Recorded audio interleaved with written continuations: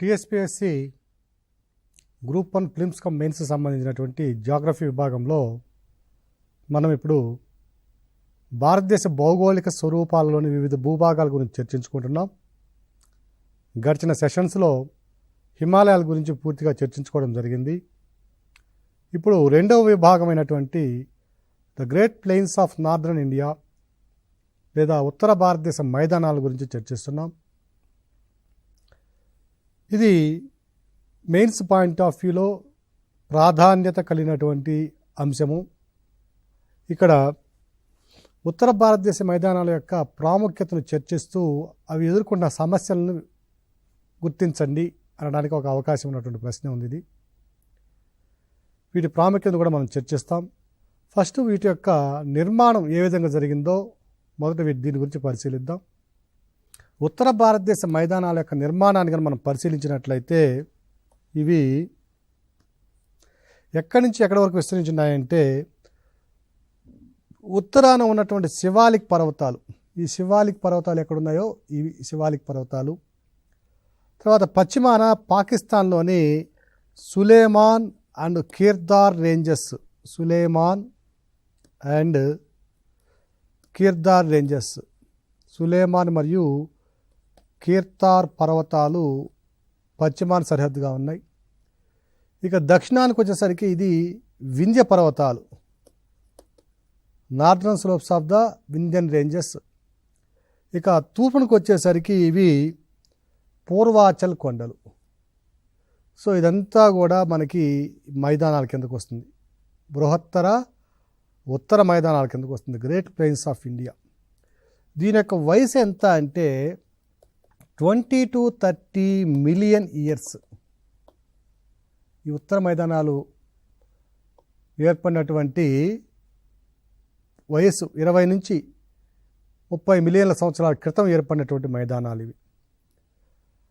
వీటి యొక్క వైశాల్యం ఎంత అంటే 6,100 వైశాల్యము 7.8 లక్షల చదరపు కిలోమీటర్లు. వీటి యొక్క వైశాల్యము 7.8 లక్షల చదరపు కిలోమీటర్లు వీటి యొక్క వైశాల్యం. డెప్త్ కనుక చూసినట్లయితే 6,100 మీటర్ల డెప్త్ ఉంటుంది. మరి ఇంత డెప్త్ ఏ విధంగా ఏర్పడింది అని కనుక మనం పరిశీలించినట్లయితే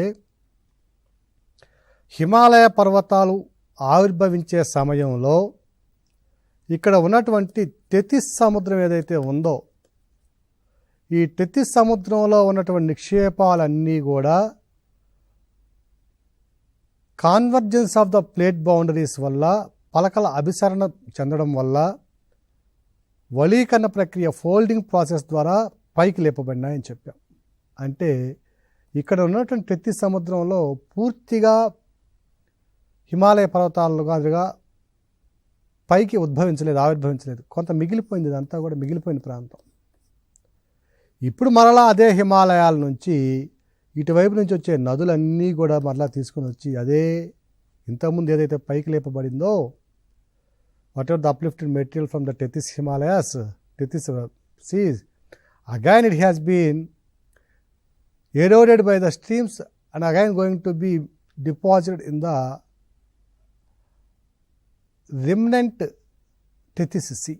మిగిలి ఉన్నటువంటి టెథిస్ సముద్రంలోకి దీన్ని మనం డిపాజిట్ చేస్తున్నాం. సో ఫలితంగా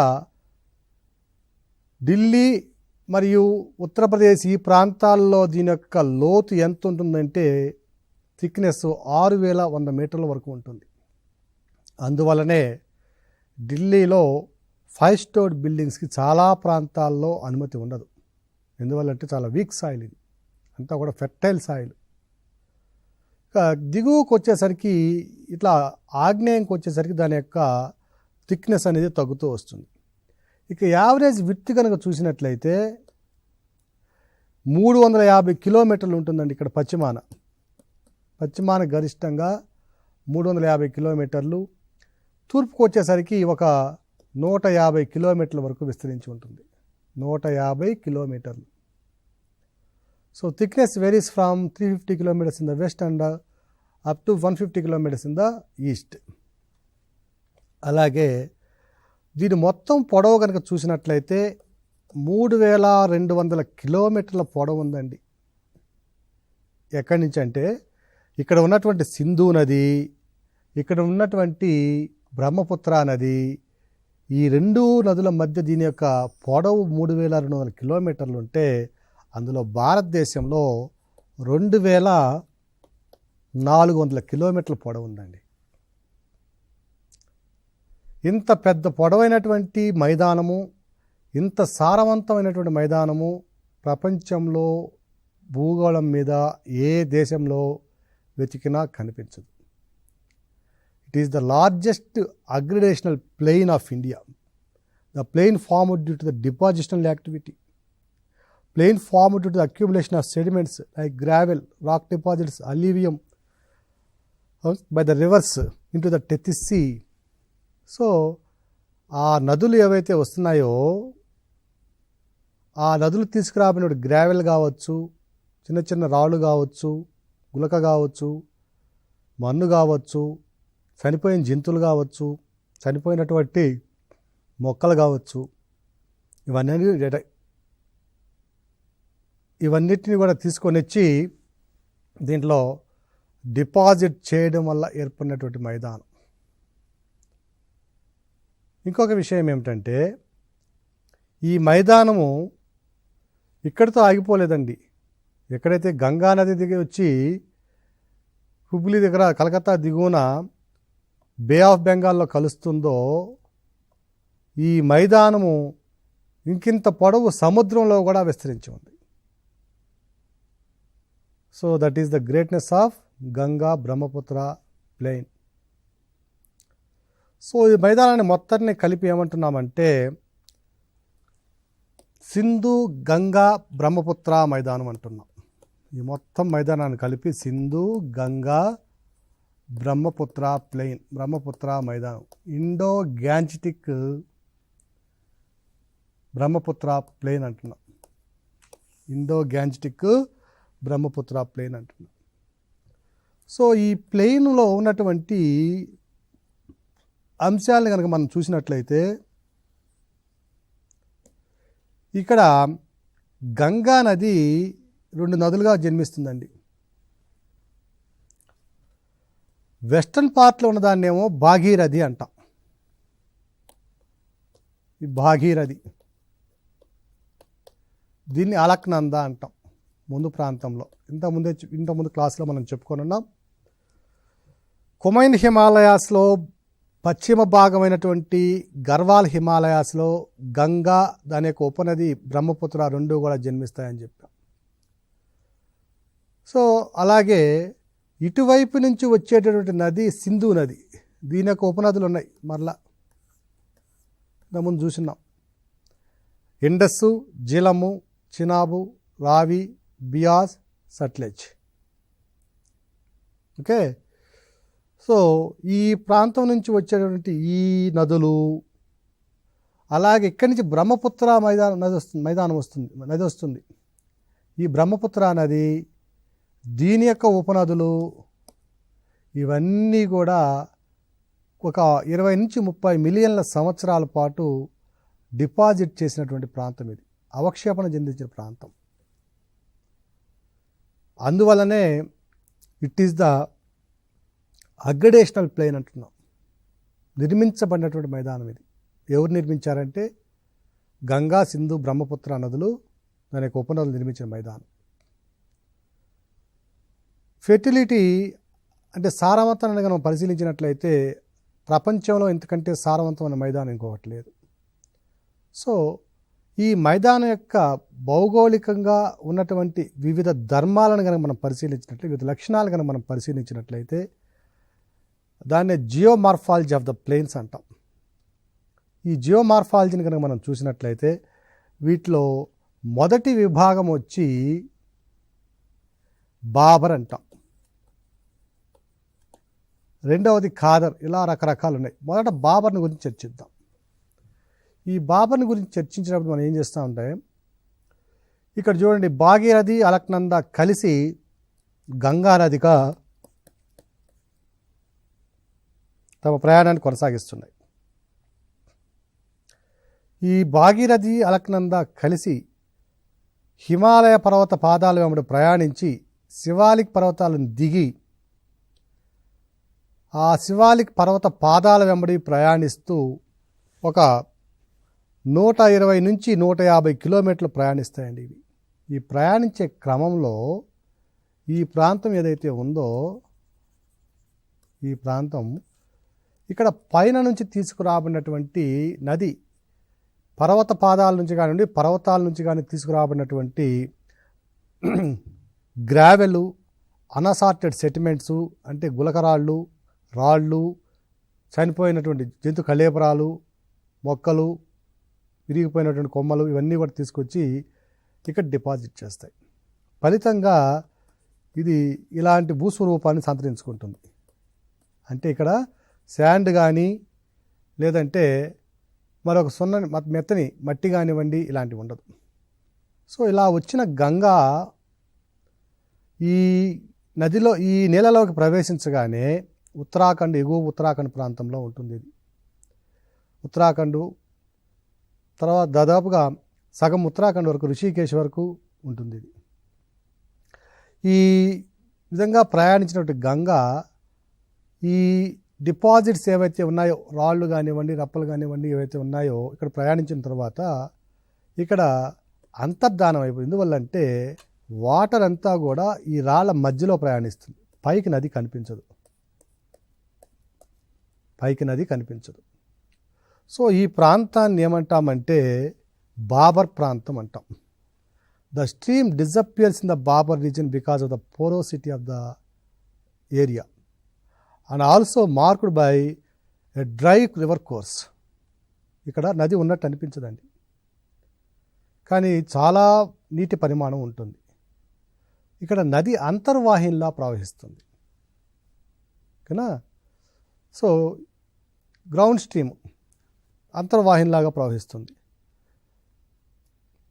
ఈ ప్రాంతంలో కనుక మనం పరిశీలించినట్లయితే పెద్ద పెద్ద మొక్కలండి, పెద్ద మొక్కలు, కానీ మొక్కకి చాలా దూరం ఉంటుంది. అంటే అటవీ సాంద్రత చాలా తక్కువగా ఉంటుంది. లాంగ్ రూట్స్ చాలా పొడవైన వేళ్ళు కలిగినటువంటి ఎత్తైన మొక్కలు పెరుగుతాయి. ఇక్కడ దట్టమైన అడవి ఉండకపోవడానికి కారణం ఏమిటంటే ఇక్కడ నేలలో కావలసినటువంటి మన్ను లేకపోవడం ప్రధాన కారణం. సో ఈ ప్రాంతాన్ని ఏమంటున్నామంటే బాబర్ ప్రాంతం అంటున్నాం. ఇక రెండవ అంశము తరాయ్ ప్రాంతం. తరాయ్ ఎప్పుడైతే ఈ స్ట్రీమ్ అనేది ఈ రాళ్లలో ప్రవహించి కొంత దూరం వెళ్ళిందనక ఈ రాళ్ళు డిసప్పేర్ అయిపోతాయి, కనపడవండి. తరువాత మళ్ళా సాధారణ నేల వస్తుంది. ఒక్కసారిగా స్ట్రీము అప్వెల్స్ పైకి వెళ్తుంది. ఉన్నట్టుండి అకస్మాత్తుగా నీరు పైకి ఉపుకటంతో ఈ ప్రాంతం అంతా కూడా వెట్లాండ్గా ఉంటుంది. తరాయ్ అంటేనే వెట్లాండ్ అని అర్థం, చిత్తడి నేల అని అర్థం. సో ఈ వెట్నెస్ అనేది చాలా ఎక్కువగా ఉంటుంది ఈ తరాయి ప్రాంతంలో. ఫలితంగా ఇక్కడ ఏమవుతుందంటే చిత్తడి నేలలు ఏర్పడడం వల్ల చాలా దట్టమైనటువంటి అటవీ సాంద్రత ఏర్పడుతుంది. నేల కూడా ఫెర్టైల్ నేల కావడం, సారవంతమైన నేల కావడం. అలాగే వీటితో పాటుగా మనం ఇంతకుముందు చెప్పుకొని ఉన్నామండి, పశ్చిమం నుంచి తూర్పుకు వెళ్ళే కొలది భారతదేశంలో పశ్చిమం నుంచి తూర్పుకు వెళ్ళే కొలది రెయిన్ఫాల్ అనేది పెరుగుతుంది. ఇక్కడ చిత్తడి నేలలు కావడము ఈ ప్రాంతం అంతా కూడా, అలాగే సారవంతమైన నేల ఉండడము, వీటితో పాటుగా వర్షపాతంలో పెరుగుదల సంభవించడం, ఇంక్రీజ్ రెయిన్ఫాల్, హై ఫెర్టిలిటీ, ఓకేనా, and well developed fertile soils. Because of all these 3 factors the vegetative cover growth will be very thick. Almost it is a semi evergreen forest. So ఈ విధంగా ఉండడం వల్ల అర్ధసతత హరితారణ్యాలు అనేవి ఇక్కడ ఏర్పడతాయి. ఒకప్పుడు జీవ వైవిధ్యం కూడా అత్యధికంగా ఉన్నటువంటి ప్రాంతం, బయోడైవర్సిటీ అనేది అధికంగా ఉన్నటువంటి ప్రాంతం ఇది. బ్రిటిష్ వాళ్ళు భారతదేశానికి వచ్చి పరిపాలించడం ప్రారంభించిన తర్వాత వ్యవసాయ భూముల మీద ఒత్తిడి పెరగడంతో క్రమేణా ఈ తరాయి నెలలుగా ఉన్నటువంటి అటవీ ప్రాంతాలన్నీ కూడా చదును చేయబడి వ్యవసాయ భూములుగా మార్చబడినాయి. ఫలితంగా జీవ వైవిధ్యం కోల్పోవడంతో పాటు మన అటవీ ప్రాంతాన్ని కూడా కోల్పోవడం జరిగింది. సో ఈ ప్రాంతంలో ప్రస్తుతానికి ఏమేం పంటలు పండిస్తున్నారంటే రైస్, వరి, చెరకు, గోధుమ, ఈ పంటలను ప్రధానంగా పండిస్తున్నారు.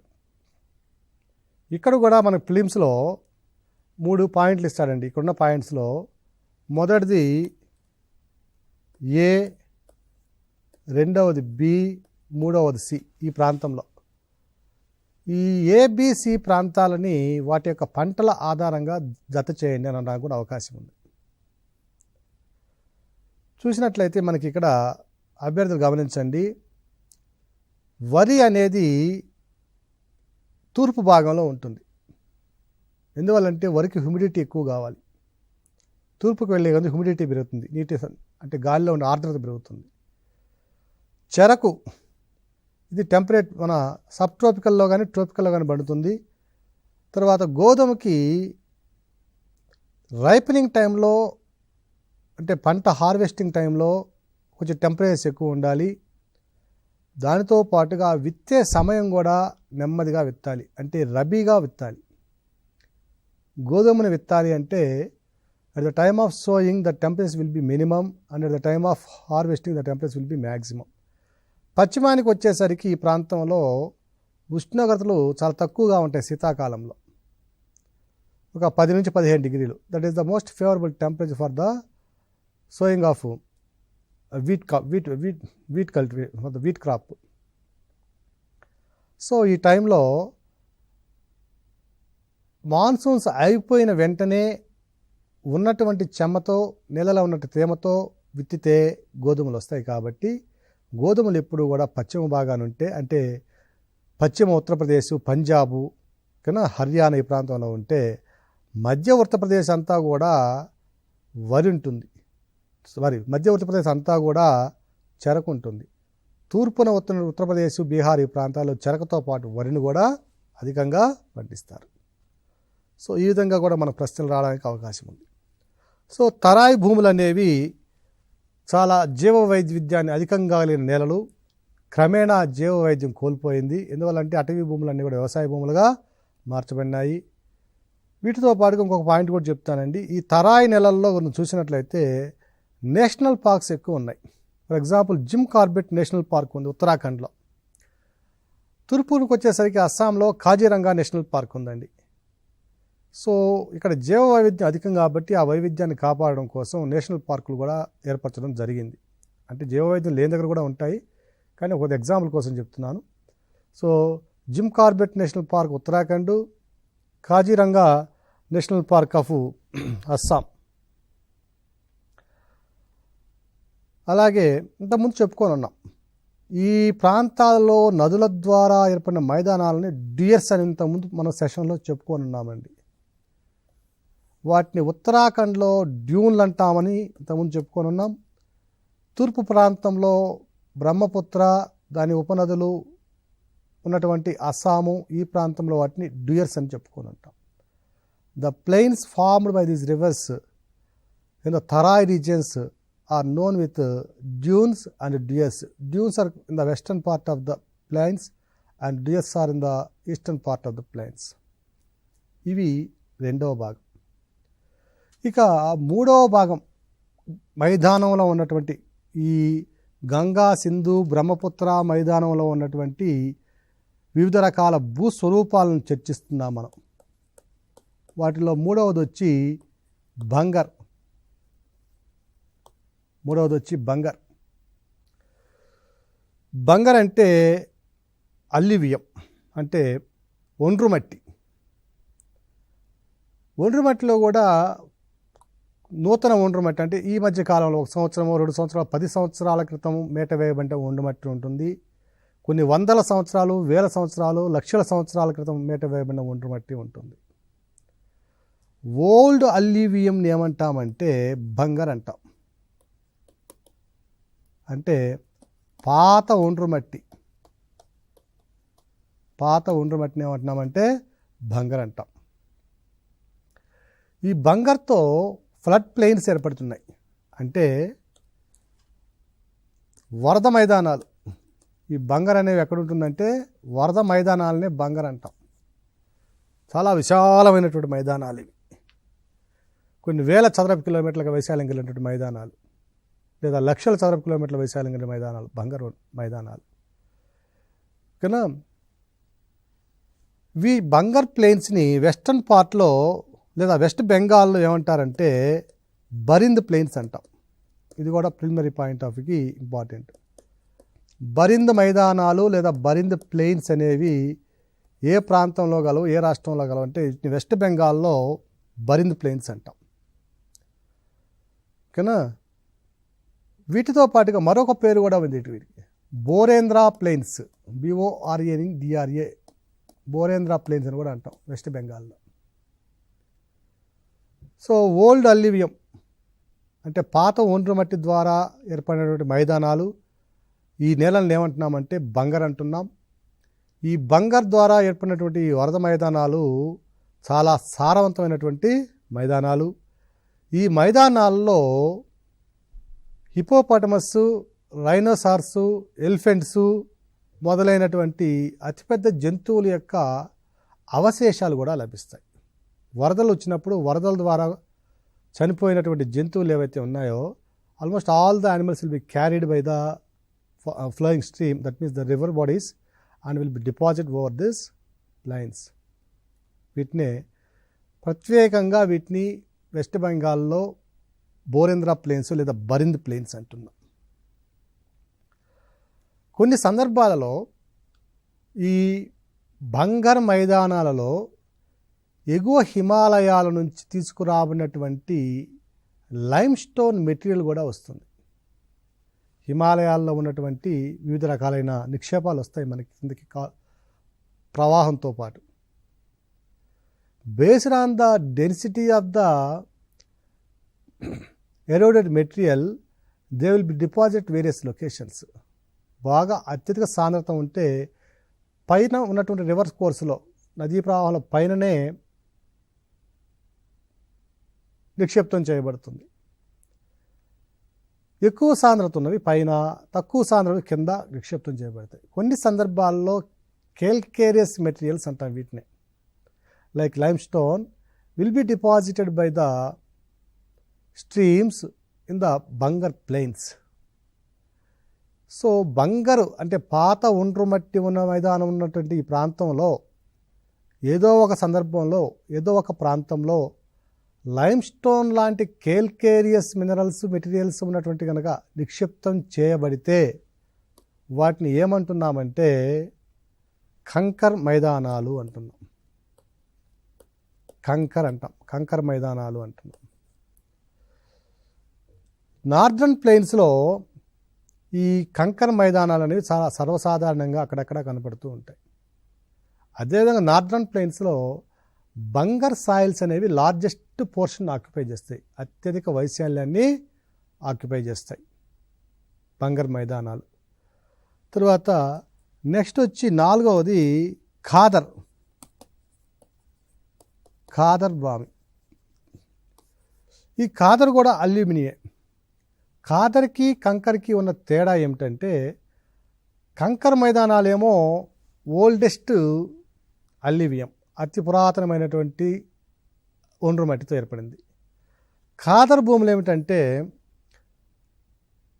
నూతనంగా ఈ సంవత్సరమో పోయిన సంవత్సరమో 10 సంవత్సరాల క్రితమో తీసుకొచ్చినటువంటి ఒండ్రు మట్టి ద్వారా ఏర్పడినటువంటి మైదానాలని ఖాదర్ మైదానాలు అంటున్నాం. మొత్తం మీద ఖాదరు, బంగరు, తరాయి, బాబరు ఈ నాలుగింట్లో కనుక మనం చూసుకున్నట్లయితే అన్నింటిలో కల్లా సారవంతమైనది ఏది అంటే కొత్త ఒండ్రు మట్టి ఏదైతే ఉంటుందో అదే సారవంతమైంది. Which are the following division of the Indo Gangetic plain is the most fertile అన్నప్పుడు గంగా బ్రహ్మపుత్ర మైదానంలో క్రింది వానలో ఏది అత్యంత సారవంతమైంది అన్నప్పుడు అది ఖాదర్ మైదానం కదా. రైట్. ఖాదర్ మైదానంలో ఆర్గానిక్ కాంపౌండ్స్, సేంద్రియ పదార్థాలు అత్యధికంగా ఉంటాయి. సేంద్రియ పదార్థాలు అత్యధికంగా ఉంటాయి. తర్వాత అదేవిధంగా సేంద్రియ పదార్థాలు అత్యధికంగా ఉంటాయి. కేల్కేరియస్ మెటీరియల్స్ తక్కువగా ఉంటాయి, అంటే కంకర అనేది తక్కువగా ఉంటుంది. ఇంత డెప్త్ పోడు మీకు అయినా కూడా నేర్చుకోండి, పర్వాలేదు. అలాగే ఈ కంకర మైదానాలకి ఖాదర్ మైదానాలకి మధ్యన కొన్ని సందర్భాలలో ఒక ల్యాండ్ ఉంటుంది. దాన్ని ఏమంటామంటే కోల్ అంటాం. కంకర మైదానాలకి ఖాదర్ మైదానాలకి మధ్య ఉన్నటువంటి ఆ భూమిని ఏమంటున్నామంటే కోల్ అని అంటాం. తరువాత 5వ విభాగము రే ఆర్ ఖసర్ ఆర్ ఉల్లార్, ఇట్లా రకరకాల పేర్లతో పిలుస్తారు. 5వ విభాగం ఇది ఏమిటంటే మానవ ప్రేరిత కారణాల వల్ల కానివ్వండి, సహజ సిద్ధమైనటువంటి కారణాల వల్ల కానీ ఏర్పడినటువంటి భూభాగం ఈ గంగా బ్రహ్మపుత్ర మైదానంలో. అంటే వీటిలో లవణీయత దాదాపుగా ఎక్కువగా ఉంటుంది, సెలనిటీ ఎక్కువగా ఉంటుంది. లవణీయత అంటే ఇవి సెలైన్ సాయిల్స్ లేదా ఆల్కలిన్ సాయిల్స్.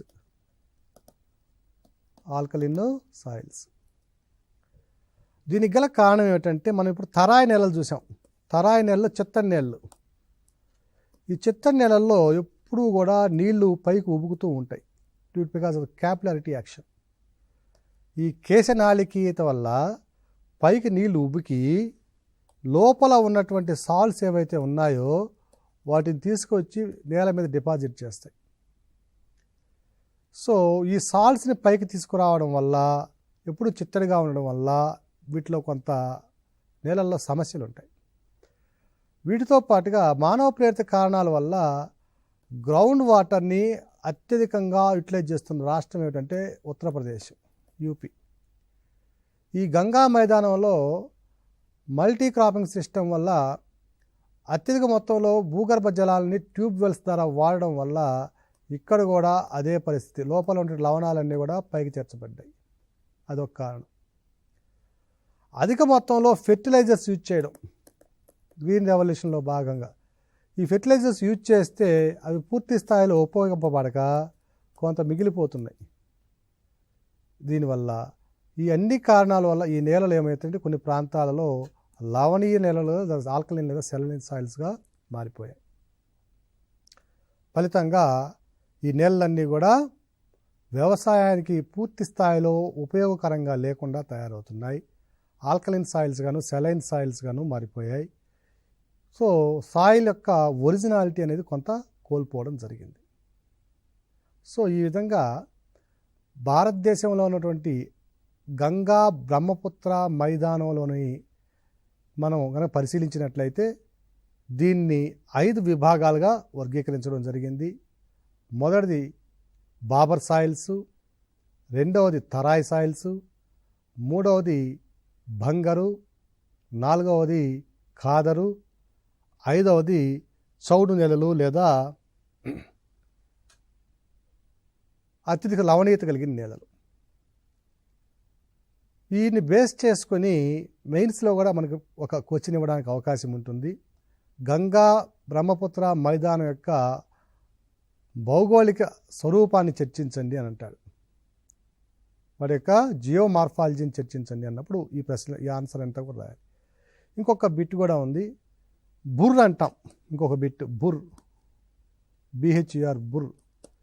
ఈ బుర్ అంటే ఏమిటంటే వేసవి కాలంలో గంగా నది మరి దాని చుట్టుపక్కల ఉన్న ప్రాంతాల్లో పవన క్రమక్షయం వల్ల లేదా అత్యధికంగా వీచే గాలుల వల్ల ఇసుక మేటలు వేయబడుతుంది. దానిని బుర్ అంటాం.